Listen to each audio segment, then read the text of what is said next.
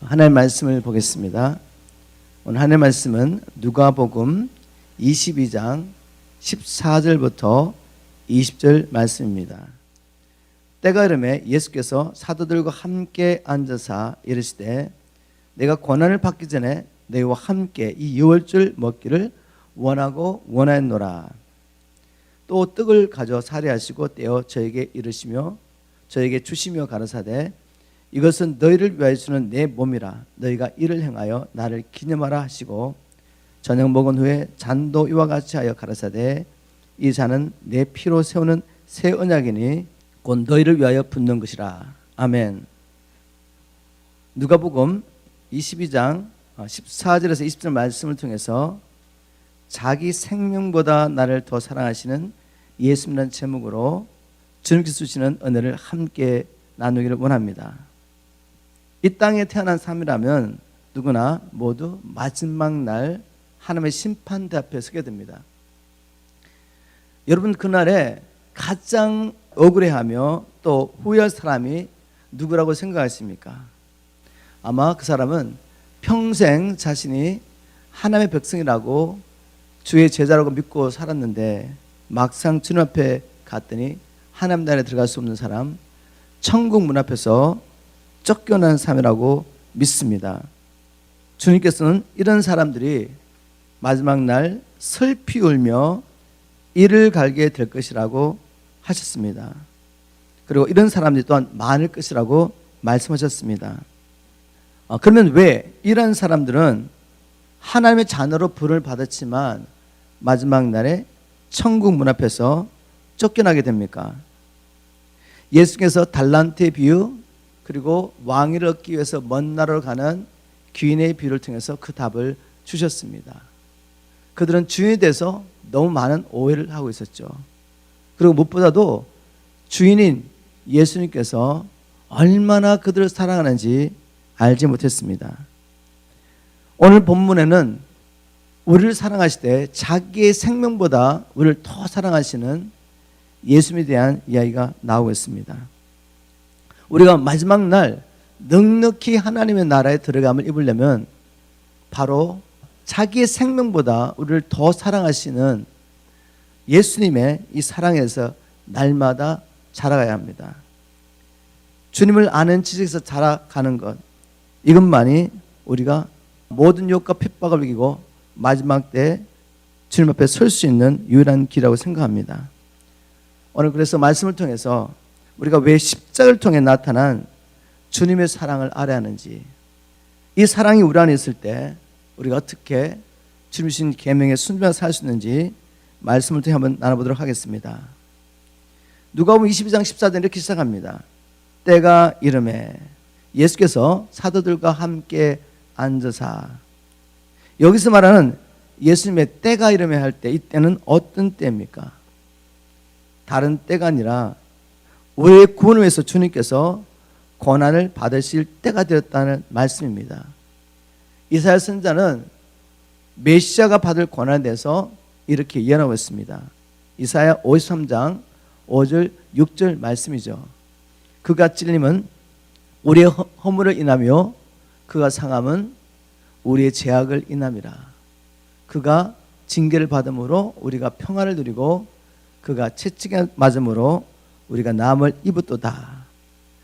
우리는 다 양 같아서 그릇 행하여 각기 제 길로 갔거늘 여호와께서는 우리 무리의 죄악을 그에게 담당시키셨도다. 라고 이사야가 메시아가 받을 고난에 대해서 말씀하였습니다. 우리 예수님도 자신이 받을 고난에 대해서 제자들에게 종종 말씀하셨죠. 누가복음 9장 22절 말씀을 한번 인용해 보도록 하겠습니다. 누가복음 9장 22절 가라사대 인자가 많은 고난을 받고 장로들과 제사장들과 서기관들에게 버림받아 죽임을 당하고 제3일에 살아나야 하리라. 이렇게 예수님도 주님이 받으실 고난에 대해서 계속 말씀하셨죠. 제자들에게 지금 내가 예루살렘에 올라가면 종교 지도자들에게 고난을 받고 죽어야 할 것이다. 그러나 제3일에 살아나게 될 것이다. 주님의 고난에 대해서 계속 응고하셨는데 바로 그 때가 이르렀다는 말씀입니다. 누가복음 22장 이제 15절 말씀으로 넘어가 보겠습니다. 이르시되 내가 고난을 받기 전에 너희와 함께 이 유월절 먹기를 원하고 원하였노라.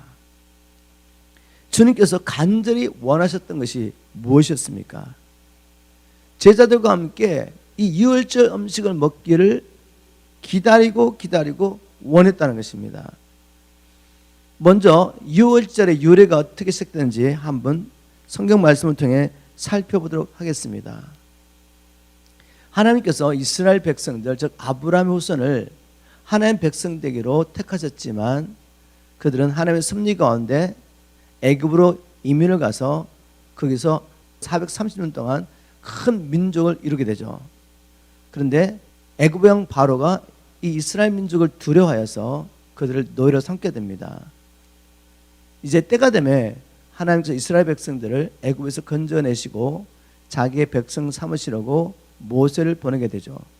모세가 가서 바로에게 이스라엘 백성들을 가게 하라, 하나님의 백성을 가게 하라 선포하지만 바로는 마음을 강팍하게 하고 여호와가 누구한테 내가 이스라엘 백성을 가게 하겠느냐라고 말하면서 하나님의 말씀에 순종하지 않죠.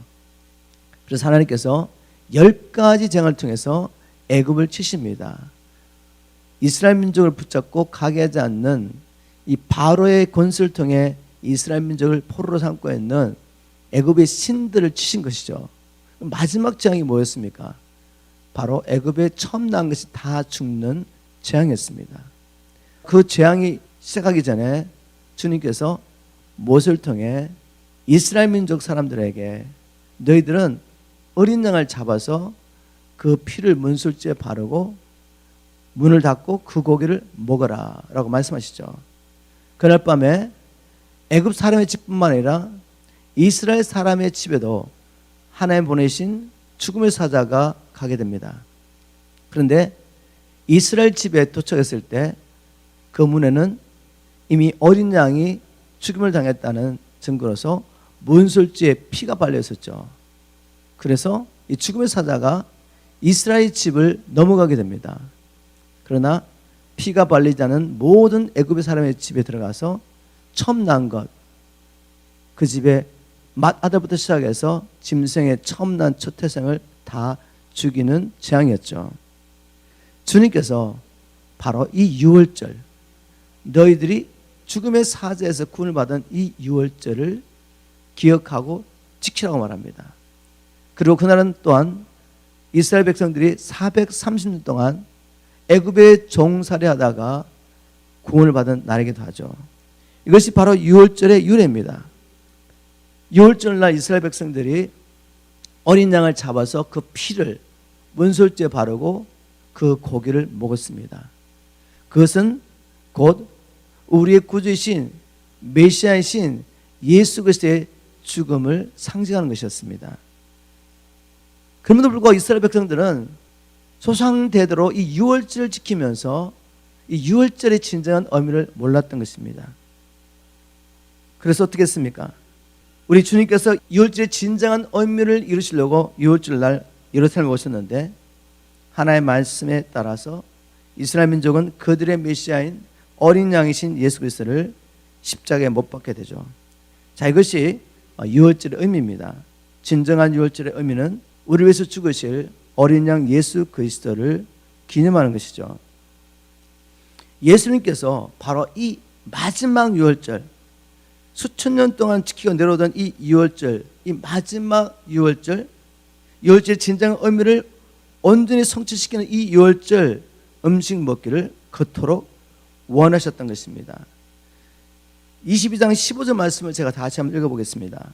이르시되 내가 고난을 받기 전에 너희와 함께 이 유월절 혹은 유월절 음식 먹기를 원하고 원하노라. 이 마지막 유월절은 어떤 유월절이죠? 바로 하늘과 땅을 창조하신 창조주 하나님께서 우리의 죄를 대신 지시기 위해서 십자가의 고난을 받는 바로 그 유월절이었습니다. 자신이 창조하신 피조물에게 온갖 멸시와 조롱과 핍박을 받으시고 십자가에 못이 박히시며 살이 찢어지시고 물과 피를 온전히 쏟아붓는 그날, 말로 형용할 수 없는 고통을 인내했던 바로 그 유월절이었습니다.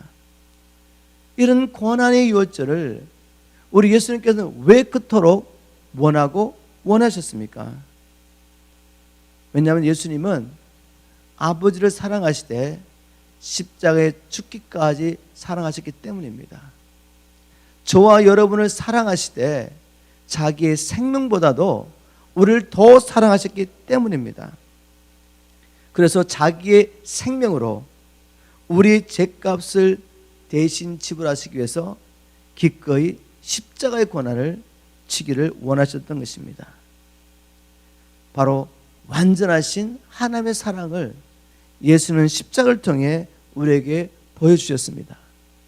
우리가 아직 죄인 됐을 때, 하나님의 원수를 행할 때 우리 예수님은 우리를 사랑하셔서 나는 너를 이렇게 사랑한다 라고 십자가를 통해서 주님의 그 사랑을 보여주신 것입니다.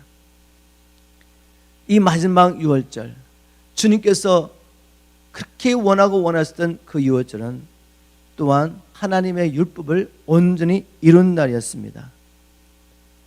율법을 요약하면 하나님의 사랑, 이웃 사랑으로 요약할 수 있습니다.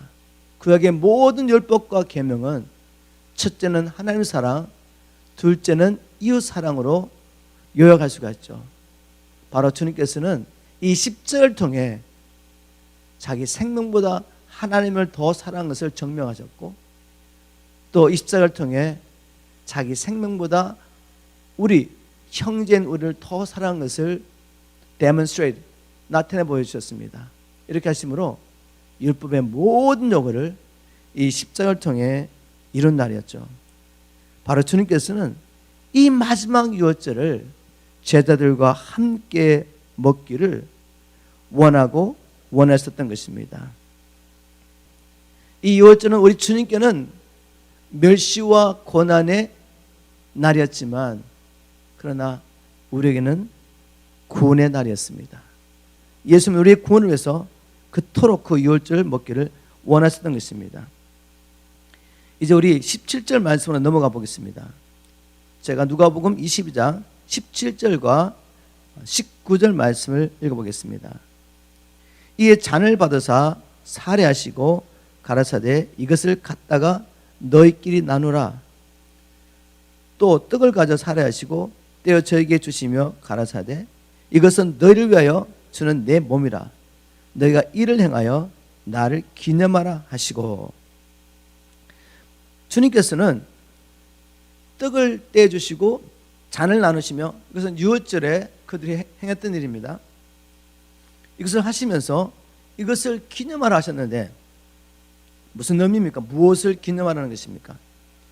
먼저 주님께서 말씀하신 기념한다, 이 말의 원의 의미는 애쓰고 힘써서 기억하다, 의도적으로 의지를 가지고 애쓰고 힘써서 기억하다는 말입니다. 바로 주님께서는 떡을 떼어주며 또 잔을 나누면서 이렇게 의미를 부여했습니다. 이 떡은 너희를 위하여 내가 주는 내 몸의 살이다. 그리고 이 잔, 내가 너에게 부어주는 이 잔은 널 위해 쏟아붓는 나의 피다.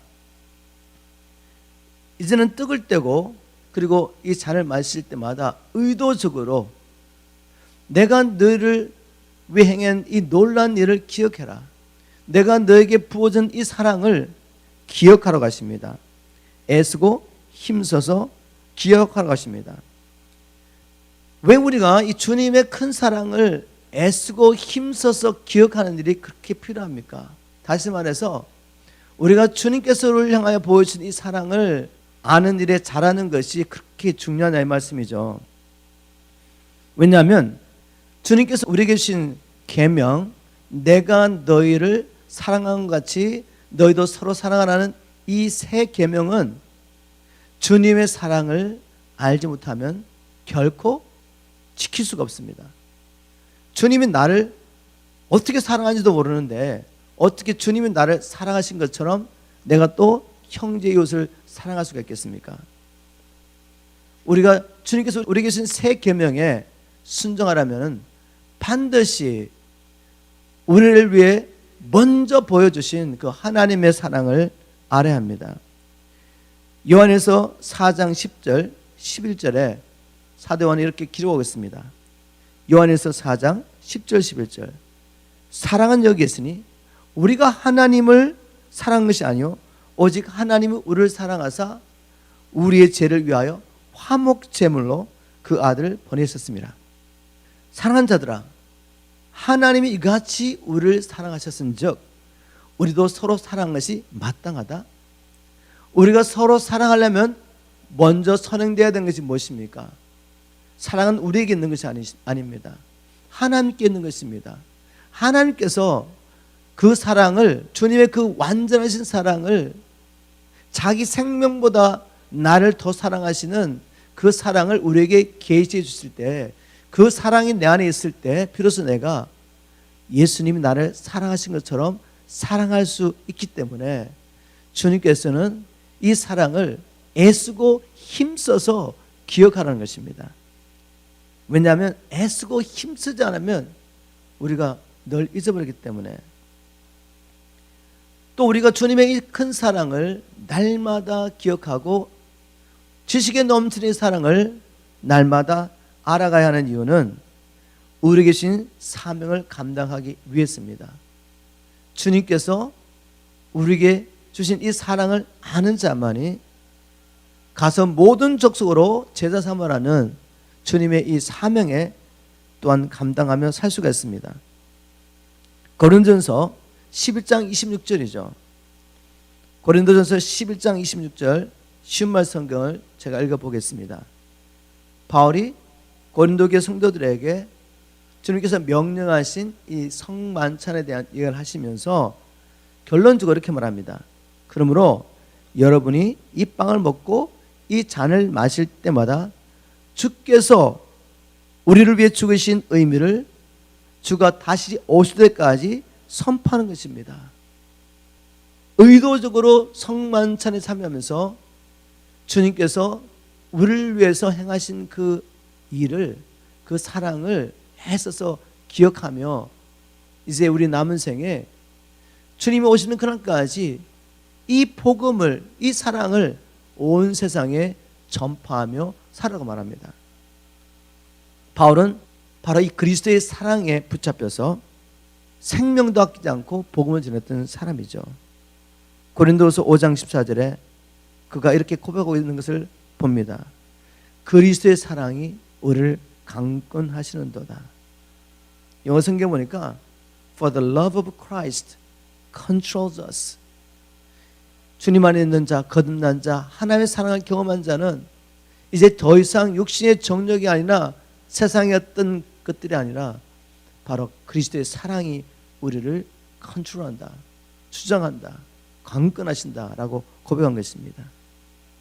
우리가 성령의 충만을 받아야 할 이유, 주님을 아는 지식에서 자라야 할 이유, 하나님의 어떠한 사랑 우리를 사랑하시는지 애쓰고 힘써서 알아야 할 이유는 더 이상 육신의 정욕이나 세상의 쾌락이나 세상의 자랑이나 부귀영에 사로잡히지 않고 바로 그리스도의 사랑에 붙잡혀 살기 위해서입니다. 그리스도의 사랑에 붙잡힌 자는 늘 복음을 알지 못하는 자에게 빚진 자로 여기면서 이 복음을 전하지 않을 수가 없는 것입니다. 여기서 다시 한번 왜 주님께서 이 사랑을 아는 일에, 그리고 주님께서 어떠한 사랑 우리를 사랑하시는지 기억하는 일에 의도적으로 힘써서 기억하라, 저 기념하라고 하셨는지 한번 나눠보도록 하겠습니다. 왜냐하면 우리는 이스라엘 백성들처럼 하나님의 놀라운 사랑과 은혜를 너무 쉽게 잊어버리기 때문입니다. 이스라엘 민족을 보십시오. 얼마나 쉽게 하나님이 그들을 위해 베푸신 그 구원과 은혜와 사랑을 잊어버리는지. 하나님께서 10가지 재앙을 통해서 이스라엘 민족을 그 당대 가장 강력한 바로의 권세와 애굽 왕 바로와 바로의 군대의 손에서 구원하신 것을 그들이 경험했습니다. 그들이 구원을 받고 이제 모세 인도를 따라 왔는데 하나님이 의도적으로 어디로 인도하시냐면 양옆에는 산이 있고 앞에는 홍해가 있고 이제 뒤에는 애굽의 군대가 따라오는 그런 상황 가운데 주님이 의도적으로 인도하신 것입니다. 그 이유는 바로 이스라엘 민족의 믿음을 시험하기 위한 것이었죠. 바로 그러한 상황이 됐을 때 얼마 전에 주님께서 그 큰 능력과 권세로 자기들을 구원하신 것을 까마득히 잊어버리고 이제 그 꽉 막힌 상황 가운데서 그들은 염려하며 두려워하며 하나님을 믿지 못하고 원망하기 시작합니다. 하나님께서 또 초자연적으로 애굽 사람 앞에서 그 홍해를 가르시고 이스라엘 민족은 마른 땅같이 그 홍해를 건너는 놀라운 구원을 다시 한번 경험하게 되죠. 애굽 군대가 하나님을 시험하며 이스라엘 민족을 따라 그 홍해에 들어오다가 그들은 모두 수장당하게 됩니다. 그 광경을 보고 이스라엘 민족들은 너무 기뻐하며 속을 북치며 하나님을 찬양하게 되죠. 그런데 놀랍게도 그런 일이 있은 지 얼마 되지 않아서 3일 동안 광야를 걷는데 물을 발견하지 못합니다. 또다시 하나님께서 과거에 행하셨던 그 놀라운 구원과 그들을 사랑함으로 행하셨던 그 모든 일을 잊어버리고 그들은 다시 물이 없다고 하나님을 원망하게 되죠. 하나님은 다시 반석을 깨트리셔가지고 이스라엘 민족과 이스라엘 민족의 모든 가축을 먹이십니다. 여러분이 잘 아신 것처럼 이 광야 생활 가운데 이스라엘 민족은 얼마나 빨리 주님의 은혜와 사랑과 구원을 잊어버리고 조금만 환경이 어려우면 원망하고 불평하게 되죠. 여러분, 우리는 이스라엘 민족보다 낫습니까?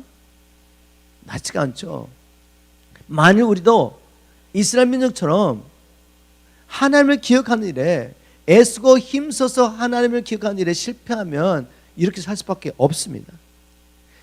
이런 상황을 너무나 잘 아시는 주님께서는 떡을 나누며 잔을 나누시면서 떡을 떼고 잔을 나눌 때마다 내가 너를 위해 행한 이 일을 기념하라고 애쓰고 힘써서 기억하라고 명령하셨습니다. 우리가 이스라엘 민족처럼 원망하고 불평하다가 애굽의 권세에서는 구원을 받았지만 세상의 권세에서는 구원을 받았지만 하나님 나라에 가나안 땅까지 들어가지 못하고 광야에서 죽지 않으려면 반드시 우리는 하나님이 어떠한 분이신지 우리를 얼마나 사랑하시는지 그분은 전능하시고 전지하시고 신실한 분이라는 것을 우리는 늘 기억해야 합니다. 여러분 이제 왜 우리가 날마다 경건을 훈련하는지 아시겠습니까? 날마다 왜 우리가 하나님 앞에 나가서 예배하고 기도하고 말씀을 외우고 묵상해야 합니까? 무엇보다도 성도들이 서로 모여서 그리스도의 사랑을 함께 나누며 교제하는 일을 힘써야 합니까? 그렇지 않으면 이 세상 신은 순간 우리 안에 하나님에 대한 생각을 잊어버리도록 세상의 것으로 우리의 마음을 채워서 우리의 마음을 흐리게 하기 때문입니다. 우리의 영을 억압하고 성령을 소멸하게 만들죠. 그래서 결국은 하나님을 믿지 못하고 하나님을 불신하고 하나님을 오해하고 하나님의 사랑에서 알지 못하고 그래서 순종하지 못하게 만드는 것입니다. 결국 자기가 하는 그 영원한 심판의 자리에 지금도 택하신 자들도 포기하지 않고 끌고 가려고 하는 게 마귀의 일이죠. 이런 마귀의 계를 깨트리고 하나님의 큰 구원을 우리가 이루어가면서 마지막 날 하나님 나라에 넉넉하게 들어가기 위해서 우리는 주님께서 우리에게 베푸신 이 놀라운 사랑을 힘쓰고 애써서 기억해야 합니다. 20절 말씀으로 넘어가 보도록 하겠습니다. 누가복음 22장 20절입니다.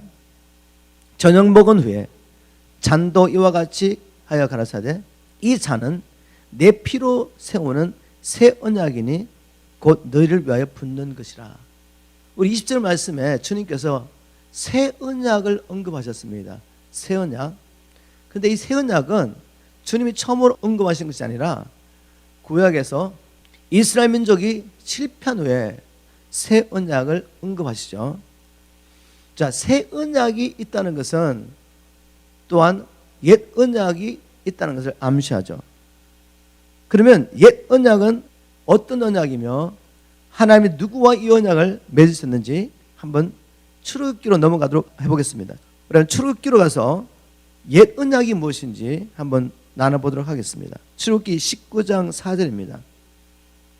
출애굽기 19장은 이스라엘 민족이 애굽에서 나와서 한 3개월이 걸려가지고 시내산에 마침내 도착하게 됩니다. 시내산에 도착했을 때 그때 하나님께서 이스라엘 민족 자기 백성과 맺은 언약, 그것이 바로 옛 언약입니다. 출애굽기 19장 4절이죠. 출애굽기 19장 4절. 나의 애굽 사람에게 어떻게 행하였음과 내가 어떻게 독수리 날개로 뇌를 업어 내게로 인도하였음을 너희가 보았느니라. 이제 애굽에서 구원하셔서 하나님께서 이스라엘 백성들을 자기로 인도하셨습니다. 이렇게 이스라엘 민족을 애굽의 권세에서 바로의 권세에서 구원하셔서 하나님께로 인도하신 이유가 무엇입니까? 이제 5절 6절에 설명하고 있죠. 출애굽기 19장 5절 6절입니다. 세계가 다 내게 속하였나니 너희가 내 말을 잘 듣고 내 언약을 지키면 너희는 열국 중에서 내 소유가 되겠고 너희가 내게 대하여 제사장 나라가 되며 거룩한 백성이 되리라. 너는 이 말을 이스라엘 자손에게 고할지니라. 하나님께서 이스라엘 민족을 애굽의 권세에서 건져내시고 자기 인도하신 후에 이제 이스라엘 민족과 언약을 맺습니다. 언약은 뭐죠? 온 세계 다 내 것이지만 내가 그 온 세계 열방 가운데 너희들을 특별한 소유로 선택했다는 것입니다. 그런데 여기 조건이 있죠. 개역 성경에는 세계가 다 내게 속하였나 이렇게 시작되지만 다른 한국말 성경이나 영어 성경에 보면 5절이 모두 조건절로 시작합니다. New King James Version은 뭐니까 Now therefore if라고 시작하죠. 그리고 NIV, NLT도 보면 Now if라고 다 조건절로 시작합니다. 하나님께서 이스라엘 백성들을 자기 백성들 삼으시려고 애굽에서 건져내시고 난 다음에 이제 이스라엘 민족과 언약을 맺으시는데 조건이 있다면 조건. 너희가 만일 내 말을 잘 듣고 내 언약을 지키면 그 언약의 내용은 이제 그 뒤에 쭉 나오죠. 20장, 21장, 23장까지 쭉 나옵니다. 하나님께서 율법을 주십니다. 율법과 계명을 주십니다. 이 언약을 잘 지키면 이런 조건 안에서 너희들은 내 소유가 되고 제사장 나라가 되고 즉 내가 너희를 통해 열방과 화목하는 하나님의 구원 역사를 이루어가며 너희들이 거룩한 백성이 될 것이다 라고 하나님께서 말씀하십니다. 바로 이것이 옛 언약입니다. 이스라엘 백성과 하나님 맺으신 언약. 그런데 주님께서 이스라엘 백성들을 창조하시고 또 구원하셨기 때문에 굳이 자기 건데 자기 피조물이고 하나님 창조하신 피조물이고 또 바로의 권세에 들어가서 노예가 됐지만 또 하나님의 능력과 권능으로 이스라엘 민족을 구원하셨기 때문에 그냥 자기 노예 삼아도 되는 거 아니겠습니까? 노예는 자기 의지와 관계없이 그냥 주인의 말에 순종하다가 주인을 섬기다가 죽는 게 노예입니다. 왜? 주인의 소유이기 때문에. 주님께서 그렇게 충분히 그렇게 하셔도 되는데 왜 주님께서는 굳이 이스라엘 민족에게 선택의 여지를 주셨나 이거죠. 내가 너와 너희들과 언약을 맺는데 너희들이 내 말에 순종하면 내 백성이 되고 순종하지 않으면 내 백성이 될 수 없어. 왜 그 선택의 여지를 이스라엘 민족에 주셨냐 말이죠. 왜 자유의지를 이스라엘 민족에 주셔가지고 하나님을 섬길 수도 있고 안 섬길 수 있는 자유의지를 주셨습니까? 성경을 연구해보면 그 이유를 알 수가 있습니다. 하나님은 이스라엘 민족을 자기의 백성 삼으셨을 뿐만 아니라 하나님은 이스라엘 백성을 자기의 아내로 여기십니다. 자기의 아내로 여기신단 말이에요. 그 증거가 어디 있습니까? 예레미야 3장 14절을 가보겠습니다. 예레미야 3장 14절에 가보면 주님이 예레미야를 통해 이렇게 말씀하십니다. 나 여호와가 말하노라. 배역한 자식들아. 이스라엘 백성들은 하나님의 백성이며 또한 하나님의 자녀이죠. 배역한 자식들아 돌아오라. 나는 너의 남편임이니라. 주님이 이스라엘 백성들 자기 백성이라고 부르시며 또 자기 자녀라고 부르시지만 또 이스라엘 백성은 하나님의 아내였던 것입니다. 여러분, 어떤 자매와 결혼하게 될 때 그 자매를 프로그램 해가지고 아니면 너희 여기면서 돈을 주고 사서 그 자매 전혀 의지와 관계없이 여러분을 사랑하며 섬길 수밖에 없는 존재로 억지로 만들어 간다면 어떻게 부부관계가 형성되겠습니까? 부부관계가 형성되려면 나와 결혼한 자매가 의지를 가지고 나를 사랑하고 자기 의지를 가지고 사랑함으로 나와 함께 사랑하는 것입니다. 바로 하나님께서는 이스라엘 민족을 자기의 백성으로 부르셨지만 또한 자기 아내로 여겼기 때문에 그 아내들은 이스라엘 민족에게 하나님을 자기 의지를 가지고 사랑하기를 원했고 또 그러므로 사랑함으로 하나님의 말씀에 순종하며 살기를 원했던 것입니다. 그래서 그들에게 자유 의지를 주신 거죠. 다시 말하면 그 옛 언약을 맺으시는 관계는 무엇입니까? 그러면 바로 하나님과 이스라엘 민족의 결혼식이었던 것입니다. 하나님과 이스라엘 민족이 맺었던 그 언약은 바로 결혼 서약이었던 거죠. 결혼 서약. 여러분 결혼식 가보셨죠? 또 결혼식 참여하신 분, 또 자기가 결혼하신 분, 우리가 결혼식에서 뭘 하죠? 한 남자와 한 여자가 부부관계로 들어갈 때 서약을 맺지 않습니까? 나는 평생 어떤 일이 난다 할지라도 이 남자만 사랑하겠습니다. 남편은 또 내가 어떤 일이 난다 할지라도 이제 평생 다른 여자가 아니라 이 여자를 사랑하겠습니다. 그게 결혼 서약 아니겠습니까? 바로 이 옛 언약은 무엇이냐?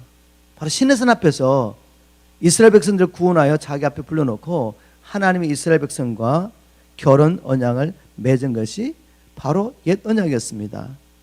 여기까지 잘 따라오셨습니까? 그런데 문제가 무엇입니까? 이스라엘 민족이 하나님과 맺은 이 결혼 언약을 깨트려버린 것입니다. 즉 하나님께서 지키라고 하신 이 율법을 지키지 않았습니다. 하나님의 다른 우상을 사랑하며 세상을 사랑하며 하나님을 배신한 것이죠. 하나님도 사랑하지 않고 이웃도 사랑하지 않고 세상의 것들을 음란하도록 사랑했죠. 이 언약에 끼어지자 하나님이 어떻게 하셨습니까? 이스라엘 민족을 포기한 게 아니에요. 우리를 포기한 게 아닙니다. 하나님께서 선지자를 통하여 새로운 언약을 세우겠다고 약속하시죠. 그게 바로 예레미야 31장 31절 32절에 기록되어 있습니다. 이스라엘 민족이 하나님 자기의 남편임에도 불구하고 그 언약을 깨트려버리자 주님께서 예레미야를 통해서 유다 민족이 멸망할 쯤에 새 언약을 세우겠다고 약속하십니다. 나 여호와가 말하노라. 보라 날이 이르리니 내가 이스라엘 집과 유다의 집에 새 언약을 세우리라. 나 여호와가 말하노라. 이 언약은 내가 그들의 열조의 손을 잡고 애굽 땅에서 인도해 내던 날의 세운 것과 같지 아니할 것은 내가 그들의 남편이 되었어도 그들이 내 언약을 파했음이니라. 이렇게 주님께서는 옛 언약, 처음 하나님께서 세웠던 언약을 파괴해버린 이스라엘 민족과 새 언약을 세우겠다고 약속하셨습니다. 바로 그 새 언약을 우리 주님이 응급하신 것이죠. 내가 이 피로, 나의 피로 새 언약을 세우겠다고 말씀한 것입니다. 자, 이제 좀 더 구체적으로 새 언약과 옛 언약은 무엇이 다른가 한번 말씀을 통해 살펴보도록 하겠습니다. 옛 언약과 새 언약의 차이점. 첫 번째 나누고 싶은 내용은 언약의 내용에 관해서는 바뀐 게 없다는 것입니다. 왜냐하면 그 언약은 하나님과 하나님의 백성들이 맺은 결혼 언약이기 때문에, 결혼 서약이기 때문에 그 내용이 바뀔 수 있겠어요? 다시 말하면 구약시대 때는 하나님의 백성들이 하나님만 사랑하고 하나님의 말씀에 순종할 때 하나님과 그 언약 관계가 들어가서 하나님은 남편이 되고 또 하나님의 백성은 아내가 되는 그런 관계였는데, 새 언약 가운데서는 하나님의 백성들이 하나님 사랑하지도 않고 하나님의 계명에 순종하지 않아도 예수의 피만 믿으면 언약 관계로 들어간다, 이렇게 생각할 수 있겠습니까? 아니죠. 성경의 논리는 그 말이 맞지가 않습니다. 얼마나 많은 사람들이 이 마귀의 거짓말을 믿고 있는지 모릅니다. 먼저 성경 말씀을 통해 언약의 내용은 구약시대 때나 신약시대 때나 바뀌지 않았다. 그 이유는 구약시대나 신약시대나 하나님께서 자기의 백성을 부르실 때 자기의 백성과 남편과 아내의 관계, 그리고 신랑과 신부의 관계가 들어가기 때문에 그 언약의 내용은 바뀔 수가 없다는 거죠. 그것을 제가 한번 성경 말씀을 통해 증명해 보겠습니다. 다시 우리가 출애굽기 19장 5절에 들어가면 하나님께서 이스라엘 백성들을 애굽에서 구원하시고 시내산 앞에서 그 결혼 서약을 하실 때, 언약을 맺으실 때 조건이 뭐였습니까? 출애굽기 19장 5절을 제가 현대어 성경을 보면 만일 이렇게 써요. 만일 너희가 내 말을 잘 듣고 내 계약을 지키면, 하나님의 말씀에 순종해야죠. 하나님만 사랑하고 하나님 뜻에 순종해야지 바로 이스라엘 민족이 하나님의 백성이 되는 것입니다. 이스라엘 민족이 하나님과 남편과 아내의 관계로 들어가는 것이죠. 그러면 신약시대에는 바뀌었냐? 신약시대도 바뀌지 않았습니다. 우리 예수님께서 뭐라고 말씀하셨습니까? 요한복음 8장 31절 가보시면 우리 예수님께서 자기를 이미 믿는 유대인들에게 하시는 말씀 있죠. 요한복음 8장 31절, 제가 쉬운 말 성경으로 읽어보겠습니다. 예수께서 자신을 믿는 유대인들에게 말씀하셨다. 여러분이 내 가르침을 따라 살면, 여기도 뭐죠? 조건들이죠. 내 가르침을 따라 살면 여러분은 참으로 나의 제자입니다. 예수를 믿는다 하면서도 예수의 말씀에 순종하지 않으면, 주님을 사랑하지 않기 때문에 주님의 말씀에 순종하지 않으면 참 제자는 될 수 없는 거죠. 정말 신랑과 신부의 관계는 들어갈 수 없다는 말입니다.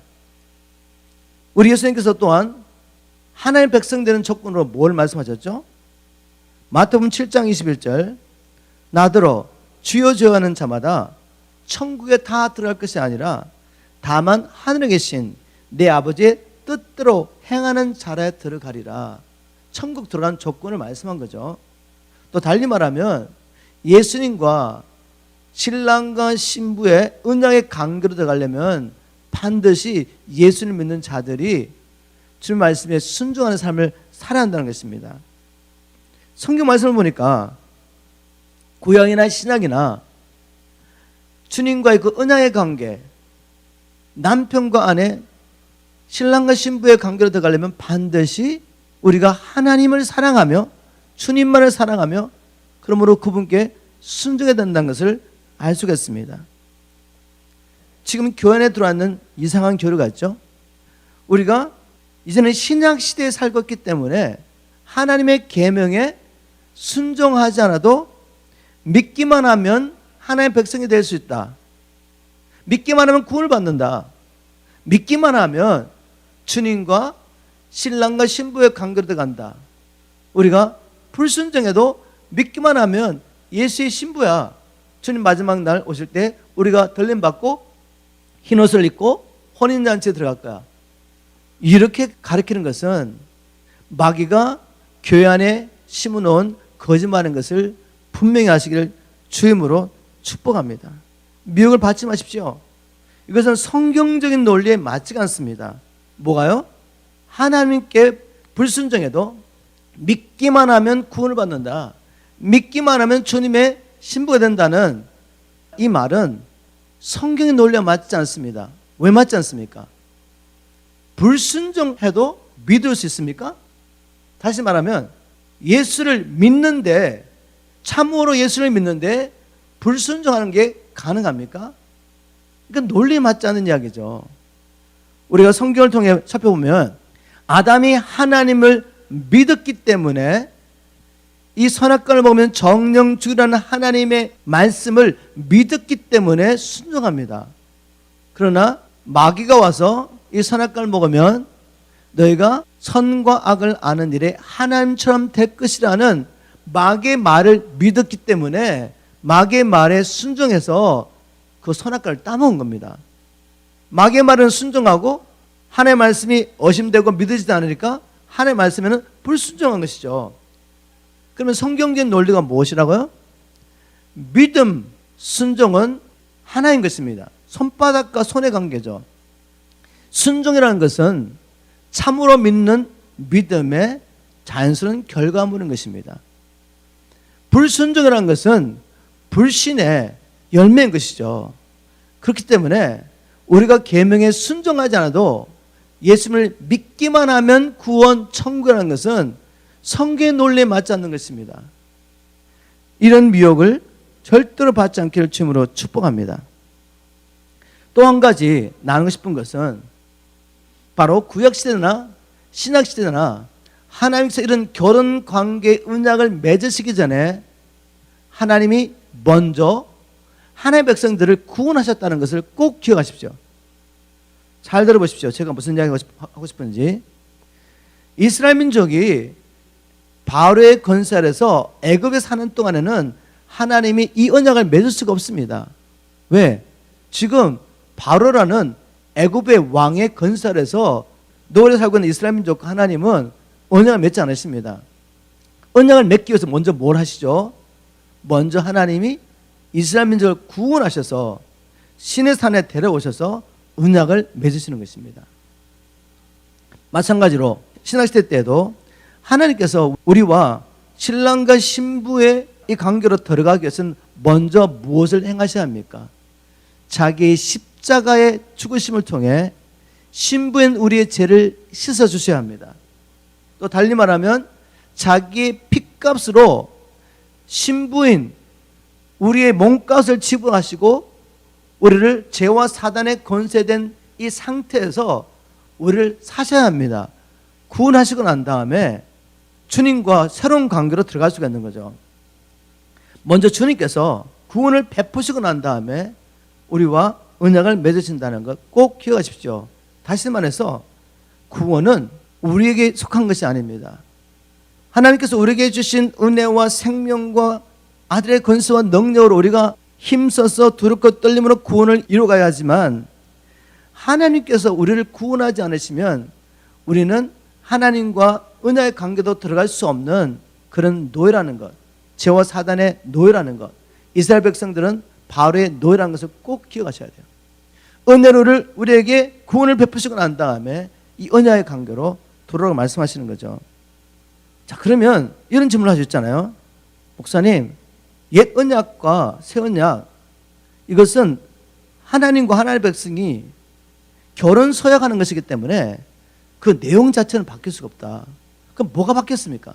뭐가 다릅니까? 왜 옛 언약은 파하시고 새 언약을 세워했습니까? 결론을 말씀드리면 하나님의 계명이 어디에 써 있느냐, 여기에 차이가 있습니다. 하나님께서 이스라엘 민족과 언약을 맺으실 때 계명을 주시면서 이 계명을 지키면 내 백성이 될 것이요 라고 말씀하실 때 하나님께서 구약시대 때 하나님의 백성들에게 계명을 주실 때 돌비에 새겨주십니다. 계명이 돌비에 새겨졌다는 거죠. 출애굽기 31장 18절, 출애굽기 31장 18절 제가 현대의 성경으로 보겠습니다. 여호와께서는 시내산에서 모세에게 하시던 말씀을 마치시고 십계명이 기록된 두 돌판을 거기에 주셨는데 이것은 하나님이 직접 쓰신 것입니다. 하나님께서 십계명을 어디에 쓰셨죠? 모든 율법을 요약하면 십계명으로 요약하시는 것입니다. 또 그것을 더 요약하면 십계명의 1계명부터 4계명은 하나님 사랑, 또 5계명부터 10계명까지는 이웃 사랑으로 요약되기 때문에 이 계명을 주님께서 어디에 기록하셨다고요? 돌비에 기록하셨습니다. 돌비에 기록해 주셨는데 이거 지키라고 말씀하셨는데 그들의 마음, 하나님의 백성들의 마음이 어땠습니까? 타락하고 부패해서 하나님의 계명이 선한 줄 알지만 지킬 수 있는 능력이 없었습니다. 지킬 수 있는 마음의 동기도 없었고 그 말씀에 순종할 수 있는 능력도 없던 것이 바로 옛 언약 아래 있던 하나님의 백성들의 상태인 거죠. 그래서 그들은 하나님의 계명에 순종할 수 없었고 하나님과 맺었던 그 결혼 언약을 깨트리게 된 것입니다. 그래서 주님께서 이제 예레미야를 통해서 새 언약을 세우실 때 이렇게 말씀하십니다. 예레미야와 에스겔이라는 선지자를 통해 주님께서 새 언약의 비밀을 이미 구약시대 때 예언하셨죠. 예레미야 31장 33절을 보겠습니다. 옛 언약과 새 언약의 차이가 뭔지. 나 여호와가 말하노라. 그러나 그날 후에 내가 이스라엘 집에 세울 언약은 이러하니 곧 내가 나의 법을 그들의 속에 두며 그 마음에 기록하여 나는 그들의 하나님이 되고 그들은 내 백성이 될 것이다. 옛 언약과 새 언약의 차이가 보이십니까? 옛 언약과 새 언약 내용은 바뀌지 않았습니다. 그런데 옛 언약은 돌비에 새겨서 이스라엘 민족에 주면서 지키라고 말했는데 그들의 마음이 심히 타락하고 부패하여서 도저히 그 계명을 지킬 수가 없었습니다. 그래서 주님께서는 이제 새 언약을 세우시며 하나님 백성들 그 마음속에다가 마음에다가 주님의 계명을 새겨주시겠다고 약속한 것이 새 언약입니다. 에스겔서 11장 19절 20절 에스겔도 동일한 예언을 했는데 에스겔의 예언에는 새 언약이라는 말은 없지만 예레미야를 통해서 주신 말씀을 통해 보면 에스겔서를 통해서도 주님께서는 새 언약을 약속하신 것입니다. 에스겔서 11장 19절 쉬운 말 성경으로 읽어보겠습니다. 그때는 언제입니까? 하나님께서 자기 백성과 새 언약을 세우실 그때에 나는 저들에게 새 마음을 주고 저들 속에 새 영을 불어넣을 것이다. 또 그들의 몸에서 돌같이 딱딱한 마음을 제거하고 그 대신에 살같이 부드러운 마음을 심어주어 저들로 내 계명에 따라 살게 하고 주님이 살게 하셨겠대요. 또 내 율법을 지켜 행하게 할 것이니 누가요? 하나님이 주체가 되셔가지고 그러면 저들은 내 백성이 되고 나는 저들의 하나님이 될 것이다. 이것이 새 언약입니다. 새 언약 안에서 하나님께서 새 영을 주시고 새 마음을 주시고 불순종하는 딱딱한 마음을 제거버리고 순종하는 부드러운 마음을 하나님이 주셔서 하나님의 백성들로 하여금 하나님께 순종하게 함으로 하나님이 이 언약을 지키겠다는 말씀입니다. 얼마나 놀라운 약속의 말씀인지 모르겠습니다. 그러면 이 새 언약이 어떻게 구체적으로 우리에게 성취될 수가 있습니까? 다시 말해서 하나님께서 어떻게 우리에게 새 영을 주시며 새 마음을 주실 수가 있습니까? 그 계명을 우리의 마음의 신비에 마음의 비석에다가 새겨 놓을 수 있습니까? 그래서 마음으로부터 자발적으로 하나님을 사랑함으로 하나님의 계명에 순종하게 하십니까? 다시 누가복음 22장 20절 말씀으로 돌아가 보면 내 피로 세우는 새 언약이다 라는 이 말씀 가운데 하나님께서 새 언약을 어떻게 이루어 가실 것인지 알 수가 있습니다. 하나님의 피로 세우시는 언약이다 라고 말씀하십니다. 다시 말하면 죄 없으신 예수님께서 피를 흘려주심으로 말미암아 우리가 죄 용서를 받게 되고 또 그 사건을 통해 울량하신 하나님의 이 놀라운 사랑을 우리가 깨닫게 됨으로 이제 새 언약 안에 들어갈 수 있게 됐다는 말씀입니다. 좀 더 부연 설명해서 어린 양의 피로 죄값이 지불되었다는 것을 믿는 사람에게 어떤 일이 일어나는지 한번 제가 설명해 드리겠습니다. 예수님께서 나의 죄를 대신하여 십자가 지셨다. 나를 위해서 살이 찢어지시고 물과 피를 쏟았다는 이 복음을 믿을 때 어떤 일이 납니까? 그로 말미암아 우리가 이제 새 언약 안에 들어가게 되고 우리가 자발적으로 하나님을 사랑함으로 하나님을 섬길 수 있게 되는 것입니다. 복음을 믿으면 어떤 일이 납니까? 첫 번째, 법적으로 죄와 사단의 권세 아래서 자유하게 됩니다. 우리가 타락한 마음, 부패한 마음을 가지고는 주님을 섬길 수 없는 이유, 예수 그리스도의 피가 쏟아지지 않으면 우리가 결코 하나님의 계명에 순종할 수 없기 때문에 하나님과 언약 관계에 들어갈 수가 없고 하나님의 백성이 될 수 없는 이유는 우리는 태어날 때부터 죄와 사단의 권세 아래서 태어나기 때문입니다. 마치 이스라엘 백성들이 하나님의 백성 되도록 예정되었지만 그들이 태어날 때 애굽 왕 바로의 권세에서 태어나기 때문에 하나님을 섬길 수 없는 상태에 있었던 것과 똑같은 것이죠. 우리가 이 새 언약 관계로 들어가기 위해서는 먼저 죄와 사단의 권세에서 해방되는 일이 필요합니다. 바로 예수의 피가 우리를 죄와 사단의 권세에 묵잡혀 있는 우리를 예수의 피가 산다는 것을 믿으시기 바랍니다. 예수의 피를 믿는 자는 이제 죄값을 지불하기 때문에 죄와 사단이 우리에게 아무런 권세가 없습니다. 우리는 이제 예수의 피를 믿으면 마귀의 것이 아니라 주님의 것이 됩니다. 이건 법적으로 일어난 일이죠. 법적으로 이런 일이 일어났습니다. 믿으면 이제 또 다른 부분은 우리가 믿음으로 주장하는 것, 이건 다른 부분이지만 일단 어린 양의 피로 죄값이 지불했다는 것을 믿을 때 우리는 법적으로 죄와 사단의 권세에서 자유하게 됩니다.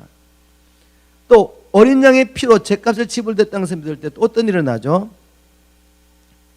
우리 주님께서 나의 죄를 대신하여 죽으셨다는 것을 믿을 때 이제 더 이상 하나님의 계명을 지키지 않으면 심판을 받아 라는 이 두려움 가운데서 하나님을 섬기지 않습니다. 제 말 이해하시겠습니까?